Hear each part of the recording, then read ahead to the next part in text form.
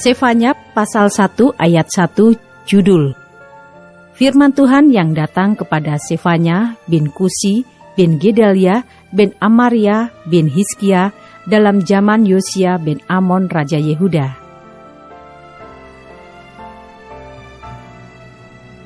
Ayat 2-18, penghukuman pada hari Tuhan. Aku akan menyapu bersih segala-galanya dari atas muka bumi, demikianlah firman Tuhan. Aku akan menyapu manusia dan hewan. Aku akan menyapu burung-burung di udara dan ikan-ikan di laut. Aku akan merebahkan orang-orang fasik dan akan melenyapkan manusia dari atas muka bumi. Demikianlah firman Tuhan. Aku akan mengacungkan tanganku terhadap Yehuda dan terhadap segenap penduduk Yerusalem. Aku akan melenyapkan dari tempat ini sisa-sisa Baal dan nama para imam berhala. Juga mereka yang sujud menyembah di atas sotoh kepada tentara langit, dan mereka yang menyembah dengan bersumpah setia kepada Tuhan, namun di samping itu bersumpah demi dewa Milkom.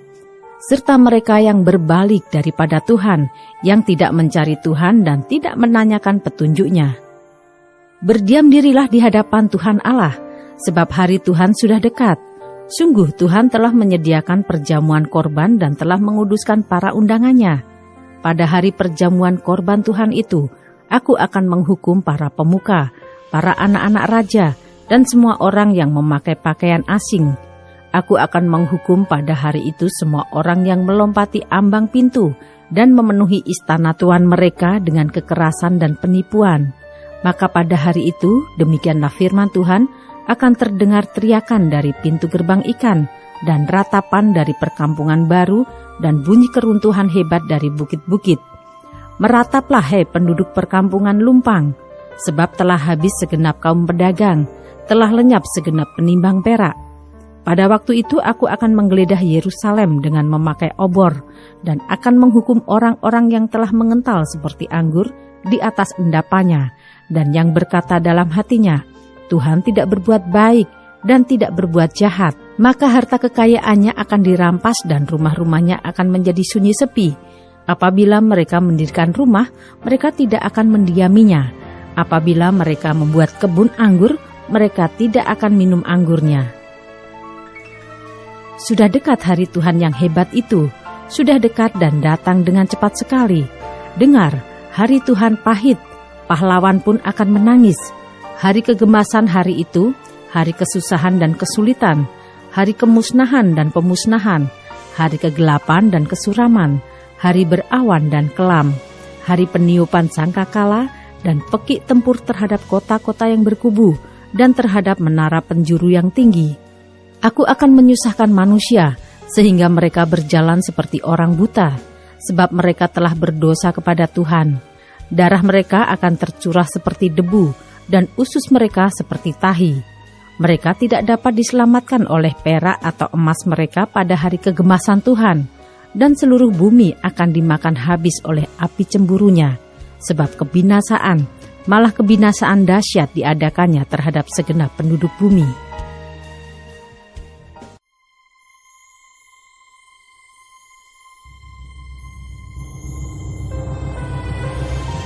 Sefanya pasal 2 ayat 1-3, seruan untuk bertobat. Bersemangatlah dan berkumpullah hai bangsa yang acuh tak acuh, sebelum kamu dihalau seperti sekam yang tertiup, sebelum datang ke atasmu murka Tuhan yang bernyala-nyala itu, sebelum datang ke atasmu hari kemurkaan Tuhan. Carilah Tuhan, hai semua orang yang rendah hati di negeri, yang melakukan hukumnya. Carilah keadilan, carilah kerendahan hati, mungkin kamu akan terlindung pada hari kemurkaan Tuhan. Ayat 4-15, hukuman atas bangsa-bangsa. Sebab Gaza akan ditinggalkan orang dan Askelon menjadi sunyi. Asdod akan dihalau penduduknya pada rembang tengah hari dan Ekron akan dibongkar bangkirkan. Celakalah kamu penduduk daerah tepi laut, kamu bangsa Kreti, terhadap kamulah firman Tuhan ini. Hai Kanaan, tanah orang Filistin, aku akan membinasakan engkau, sehingga tidak ada lagi pendudukmu. Daerah tepi laut akan menjadi tempat kediaman bagi gembala-gembala dan kandang berpagar bagi kambing domba. Daerah pinggir laut akan menjadi kepunyaan sisa-sisa kaum Yehuda. Mereka akan merumput di sana dan berbaring di rumah-rumah Askelon pada malam hari, sebab Tuhan Allah mereka akan memperhatikan mereka dan akan memulihkan keadaan mereka. Aku telah mendengar pencelaan dari pihak Moab dan kata-kata nista dari pihak Bani Amon. Bagaimana mereka mencela umatku dan membesarkan dirinya terhadap daerah umatku itu. Sebab itu, demi aku yang hidup, demikianlah firman Tuhan semesta alam, Allah Israel, maka Moab akan menjadi seperti Sodom dan Bani Amon seperti Gomora, yakni menjadi padang jeruju dan tempat penggalian garam dan tempat sunyi sepi sampai selama-lamanya. Sisa-sisa umatku akan menjarah mereka, dan yang masih tinggal dari bangsaku itu akan memiliki mereka sebagai warisan. Inilah yang menjadi bagian mereka sebagai ganti kecongkaan mereka, sebab mereka telah mencela dan membesarkan diri terhadap umat Tuhan semesta alam. Tuhan akan mendahsyatkan mereka, sebab Ia akan melenyapkan para allah di bumi, dan kepadanya akan sujud menyembah setiap bangsa daerah pesisir, masing-masing dari tempatnya. Kamu pun, hai orang Etiopia, akan mati tertikam oleh pedangku. Ia akan mengacungkan tangannya terhadap utara, akan membinasakan Asyur, dan akan membuat Niniwe menjadi tempat yang sunyi sepi, kering seperti padang gurun. Dan di tengah-tengahnya akan berbaring kawanan binatang, yakni segala macam binatang hutan, baik burung undan maupun burung bangau akan bermalam di hulu tiangnya. Burung ponggok akan berbunyi di tingkap, burung gagak di ambang pintu, pemapan dari kayu aras telah tersingkap. Itulah kota yang beria-ria, yang penduduknya begitu tentram, dan yang berkata dalam hatinya, hanya ada aku dan tidak ada yang lain. Betapa dia sudah menjadi tempat yang tandus, tempat pembaringan bagi binatang-binatang liar. Setiap orang yang lewat daripadanya akan bersuit dan mengayun-ngayunkan tangannya.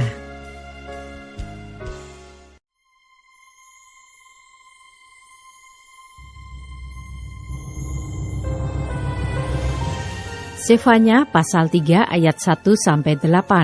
Hukuman atas Yerusalem. Celakalah si pemberontak dan si cemar, hai kota yang penuh penindasan. Ia tidak mau mendengarkan teguran siapapun dan tidak mempedulikan kecaman. Kepada Tuhan ia tidak percaya, dan kepada Allahnya ia tidak menghadap. Para pemukanya di tengah-tengahnya adalah singa yang mengaum. Para hakimnya adalah serigala pada waktu malam, yang tidak meninggalkan apapun sampai pagi hari. Para nabinya adalah orang-orang ceroboh dan pengkhianat. Para imamnya menajiskan apa yang kudus, memperkosa hukum Taurat. Tetapi Tuhan adil di tengah-tengahnya, tidak berbuat kelaliman. Pagi demi pagi ia memberi hukumnya, itu tidak pernah ketinggalan pada waktu fajar. Tetapi orang lalim tidak kenal malu. Aku telah melenyapkan bangsa-bangsa, menara-menara penjuru mereka telah musnah. Aku telah merusakkan jalan-jalannya, sehingga tidak ada orang yang lewat. Kota-kota mereka telah ditanduskan, sehingga tidak ada orang dan tidak ada penduduk. Aku sangka, tentulah ia sekarang akan takut kepadaku, akan mempedulikan kecaman, dan segala yang kutugaskan kepadanya tidak akan lenyap dari penglihatannya. Tetapi sesungguhnya mereka makin giat menjadikan busuk perbuatan mereka. Oleh karena itu, tunggulah aku, demikianlah firman Tuhan, pada hari aku bangkit sebagai saksi. Sebab keputusanku ialah mengumpulkan bangsa-bangsa dan menghimpunkan kerajaan-kerajaan untuk menumpahkan ke atas mereka geramku, yakni segenap murkaku yang bernyala-nyala. Sebab seluruh bumi akan dimakan habis oleh api cemburuku.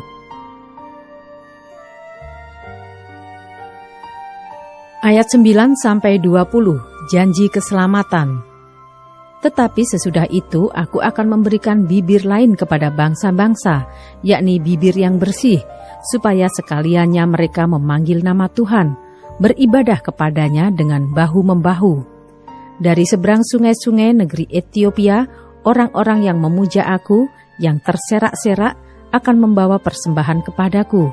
Pada hari itu engkau tidak akan mendapat malu karena segala perbuatan durhaka yang kau lakukan terhadap aku, Sebab pada waktu itu aku akan menyingkirkan daripadamu orang-orangmu yang ria congkak, dan engkau tidak akan lagi meninggikan dirimu di gunungku yang kudus. Di antaramu akan kubiarkan hidup suatu umat yang rendah hati dan lemah, dan mereka akan mencari perlindungan pada nama Tuhan, yakni sisa Israel itu. Mereka tidak akan melakukan kelaliman atau berbicara bohong. Dalam mulut mereka tidak akan terdapat lidah penipu. Ya, mereka akan seperti domba yang makan rumput dan berbaring dengan tidak ada yang mengganggunya. Bersorak-sorailah hai putri Sion, bertempik soraklah hai Israel, bersukacitalah dan beria-rialah dengan segenap hati, hai putri Yerusalem. Tuhan telah menyingkirkan hukuman yang jatuh atasmu, telah menebas binasa musuhmu. Raja Israel, yakni Tuhan, ada di antaramu. Engkau tidak akan takut kepada malapetaka lagi. Pada hari itu akan dikatakan kepada Yerusalem, janganlah takut hai Sion, janganlah tanganmu menjadi lemah lesu. Tuhan Allahmu ada di antaramu sebagai pahlawan yang memberi kemenangan. Ia bergirang karena engkau dengan sukacita, ia membaharui engkau dalam kasih-Nya. Ia bersorak-sorak karena engkau dengan sorak-sorai. Seperti pada hari pertemuan raya, aku akan mengangkat malapetaka daripadamu, sehingga oleh karenanya engkau tidak lagi menanggung cela. Sesungguhnya pada waktu itu aku akan bertindak terhadap segala penindasmu, tetapi aku akan menyelamatkan yang pincang, mengumpulkan yang terpencar, dan akan membuat mereka yang mendapat malu menjadi kepujian dan kenamaan di seluruh bumi.